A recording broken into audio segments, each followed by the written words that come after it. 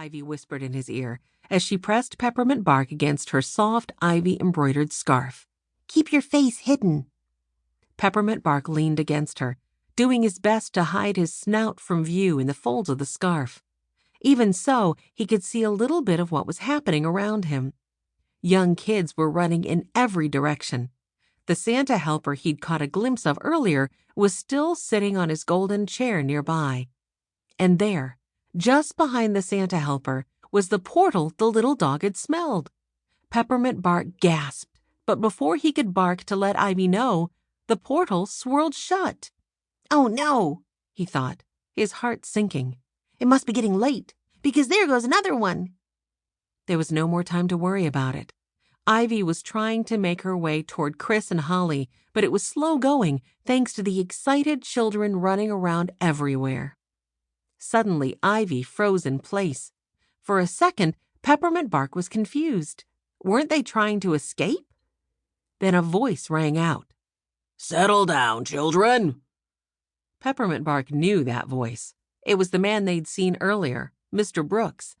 The kids didn't seem to like him, though Peppermint Bark wasn't sure why. He peeked carefully over Ivy's scarf at Mr. Brooks, who looked stern. "It's a good thing I came here to pick up more candy canes for the festival," the man blustered, waving his hands in the air. His mustache quivered with indignation. "What chaos! Parents, control your children, or we'll have to shut down the Santa station." "Uh-oh," Ivy whispered, her voice so soft that even Peppermint Bark, with his keen ears, barely heard her. "We have to get out of here before he sees you." She held Peppermint Bark even more tightly. Peppermint Bark snuggled against her, turning his face all the way in. He hoped his furry ear wasn't sticking out the top of the bonnet. A moment later, he heard the soft clink of metal. Finally, Ivy stopped moving. "That was close," Chris's breathless voice exclaimed a few seconds later. "Yeah," Holly added. "Good thing there's no alarm on the emergency exit." Peppermint Bark didn't have a chance to wonder what that meant, because just then Ivy flung him away. "Yikes!" he cried, but then he felt Chris's familiar arms grab him around the middle. "Oof!" Chris grunted, then set Peppermint Bark gently on the ground. "Whoa, Ivy. You could have warned me you were going to throw him at me." "Whatever." Ivy's voice sounded shaky. When Peppermint Bark peeked out from under the bonnet, which had slipped down to cover one eye, he saw that the girl's face had gone bright red. "Listen," he barked. "I have to tell you guys something." But Chris and Holly were both staring at Ivy now. "What's wrong?" Holly asked her friend. "You look weird." "Guys!" Peppermint Bark tried again. But then he pricked up his ears. Something rustled in the leaves at the edge of the park. When he looked that way, he caught a glimpse of a striped stocking cap. He was right.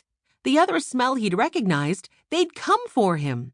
"Stop!" he barked, racing off after the stocking cap. "Here I am. Wait for me!" Chris was startled when Peppermint Bark took off howling with excitement. At first, Chris couldn't make out any clear words in the excited little dog's woofs. But then he heard it. "Elves! Elves! Elves!"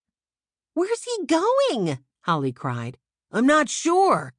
Chris was already running after the dog. "But we gotta catch him." As soon as Chris emerged from the woods at the edge of the park, he could see what had set off the little dog. The girls were on Chris's heels, and they saw too. "It's the Serafini triplets!" Ivy exclaimed. "Yeah." Chris sped up. "Peppermint Bark must think they're real elves from the North Pole." The Serafini triplets were 6 years old and never seemed to stop moving.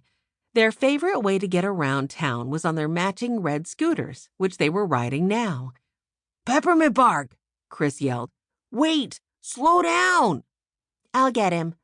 Holly pushed past her brother. She put her head down and started sprinting as fast as she could, which was pretty fast.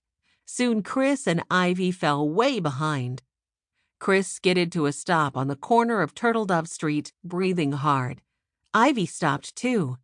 "She's really fast," Ivy said. "I think she'll catch him." "I hope so." Chris crossed his fingers as he watched his sister sprint after Peppermint Bark.